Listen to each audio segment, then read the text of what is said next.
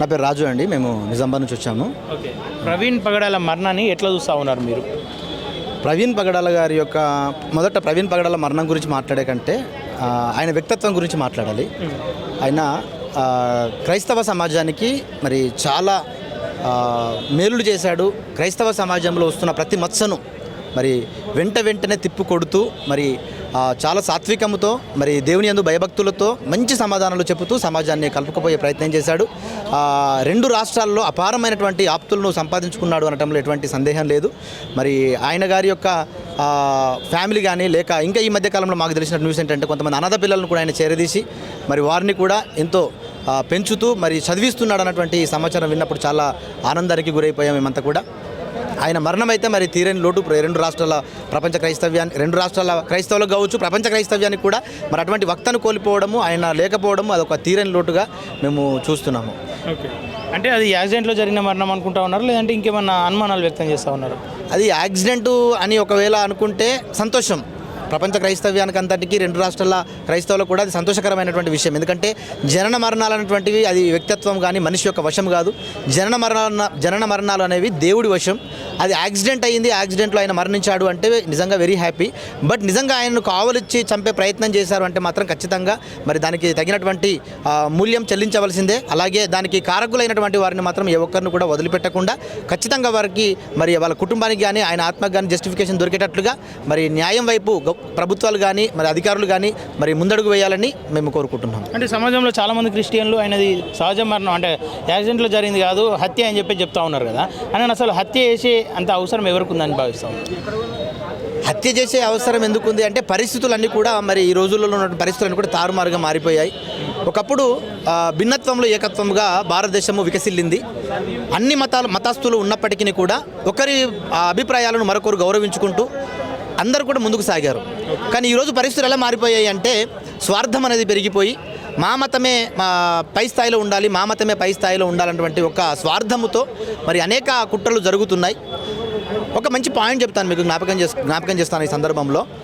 2000 సంవత్సరాలకు ముందు హిందూయిజమే ఇక్కడ భారతదేశంలో ఉంది. అప్పుడు సమస్యలు లేవా అంటే అప్పుడు సమస్యలు ఉన్నాయి, అప్పుడు కొట్టుకొని చచ్చిపోయారు. తర్వాత క్రైస్తవ్యం వచ్చింది. మరి క్రైస్తవ్యం లేకపోతే సమస్యలు లేకుండా బాగా వికసిల్లుతుందా భారతదేశం అంటే అలా అనడానికి వీల్లేదు. పోనీ ముస్లిం లేకపోతే భారతదేశం వికసిల్లుతుందా అలా అనడానికి వీల్లేదు. అంటే అన్ని మతస్థులు ఉన్నప్పటికీ కూడా ఎలా ఉండాలి అంటే ఒకప్పుడు ఎలాగైతే వికసిల్లిందో భిన్నత్వంలో ఏకత్వంగా భిన్న అభిప్రాయాలు ఉన్నప్పటికీ కూడా అందరి అభిప్రాయాలను గౌరవించుకుంటే ఎలాగైతే ఉందో అటువంటి వాతావరణాన్ని తీసుకొస్తేనే బాగుంటుంది. అంతేగాని మత సంబంధమైనటువంటివి కానీ మతపరమైనటువంటి ఎటువంటి విషయాలకు రెచ్చగొట్టే అవకాశము ఇవ్వకూడదు. అది ఏ మతస్థుడైనా, అది ఇస్లాం వాళ్ళైనా, క్రైస్తవులైనా లేదా హైందవులైనా ఎవరు కూడా ఒకరి అభిప్రాయాలను ఒకరు ఖచ్చితంగా గౌరవించే తత్వాన్ని మనం ముందుకు తీసుకువెళ్ళాలి. ఎందుకంటే ఒక కుటుంబంలోనే భిన్న అభిప్రాయాలు ఉంటాయి. ఒక కుటుంబంలోనే నలుగురు ఉంటే నలుగురికి 4 అభిప్రాయాలు ఉంటాయి. ఒక మూవీ పెడితే ఒకటికి నచ్చదు ఇంట్లో.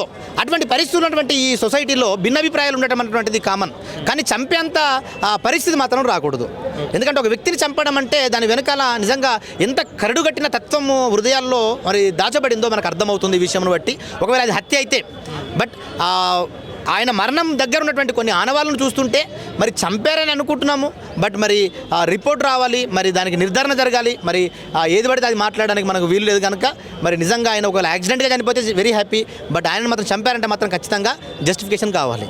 ఓకే, అంటే ప్రభుత్వం మీద నమ్మకం ఉందా? సరైన రకంగా దాన్ని ఎంక్వైరీ చేస్తారు, సరైన రకంగా రిపోర్ట్లు ఇస్తారు, అది యాక్సిడెంట్గా కాకుండా నిజంగా నిజాలు బయట పెడతారని చెప్పేసి భావిస్తూ ఉన్నారా? ప్రభుత్వం అంటేనే నమ్మకంతో కూడిన పని. ఫస్ట్ ప్రభుత్వం అంటేనే నమ్మకం. ప్రభుత్వాలు అన్నగానే దానికి పెట్టిన పేరు ఎందుకంటే నమ్మకం. ఇక నమ్మకాన్ని వమ్ము చేస్తామంటే దానికి ప్రజలు ఏం చేయలేం. ఎందుకంటే ప్రజలంతా కూడా మరి గెలిపించారు ప్రభుత్వం, ప్రజలంతా కూడా ఓటు వేసి నమ్మకంతోనే కదా ఈరోజు అధికారాన్ని వాళ్ళకు చేజిక్కించారు. అధికారాన్ని వాళ్ళకి ఇచ్చారు అంటే నాట్ ఓన్లీ ఒక హైందవుల అధికారం ఇస్తేనో వాళ్ళకి రాలేదు, ఒక ఇస్లాం వాళ్ళ అధికారం ఇస్తేనో రాలేదు. ప్రపంచంలో ఉన్నటువంటి రెండు రాష్ట్రాల్లో ఉన్నటువంటి ప్రజలంతా కలిసి కదా ఈరోజు అధికారాన్ని ఇచ్చాం. భారతదేశంలో ప్రజలంతా కలిసి కదా ఓటేస్తేనే కదా వాళ్ళకి అధికారం వచ్చింది.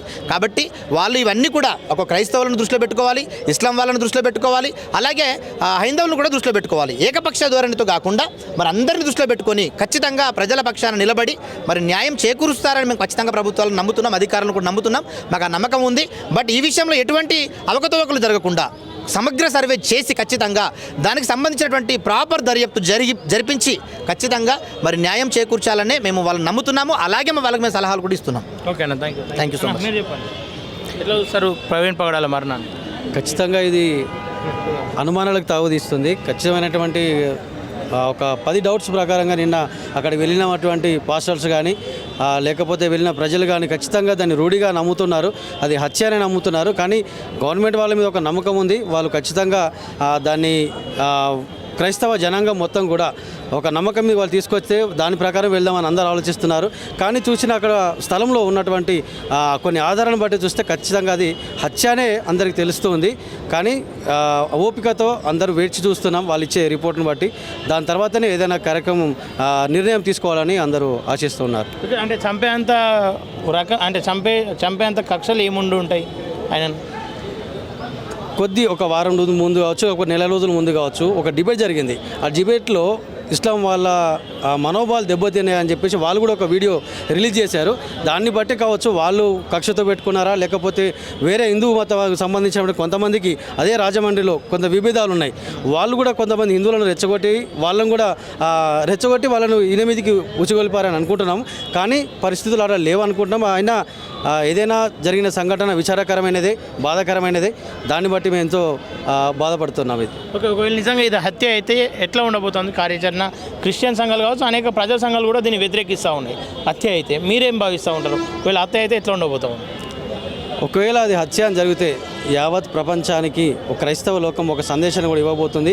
ఎందుకనంటే ఇట్లాంటివి మరొక జరగదు. ఏ మతంలో అయినా సరే ఇట్లాంటివి జరగకూడదు. అందరూ మానవత్వంతోనే ఉండాలి, అందరూ మానవత్వంతోనే మెలగాలి, అందరూ సమాన భావంతోనే ఉండాలని చెప్పి ఆశిస్తున్నాం. కానీ వేరే ఉద్దేశాలతో లేకపోతే విడగొట్టాలని లేకపోతే విచ్ఛిన్నం కావాలని ఎవ్వరు కూడా ఆశించట్లేదు.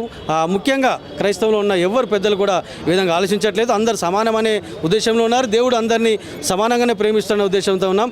ఖచ్చితంగా నిర్ణయం తీసుకుంటారు క్రైస్తవ పెద్దలు. ఖచ్చితంగా ఒక కార్యాచరణ అయితే ఉంటుంది. ప్రభుత్వాన్ని ఏం డిమాండ్ చేస్తారు? ప్రభుత్వాన్ని న్యాయంగా ఏదైతే జరిగిందో ఆ న్యాయమైన కోణంలోనే దాన్ని ఆలోచించి ఆ న్యాయమైన విధంగా మీరు చర్యలు తీసుకోవాలి. ఆయనకు ఆయన కుటుంబానికి ఖచ్చితంగా న్యాయం జరిగించాలి. ఎవరి దోషుల్ని విడిచిపెట్టొద్దు, కఠినంగా శిక్షించాలి. ఇంకొకరికి ఈ విధంగా జరగకూడదని మేము ఆశిస్తున్నాం. ఓకేనా, థ్యాంక్ యూ.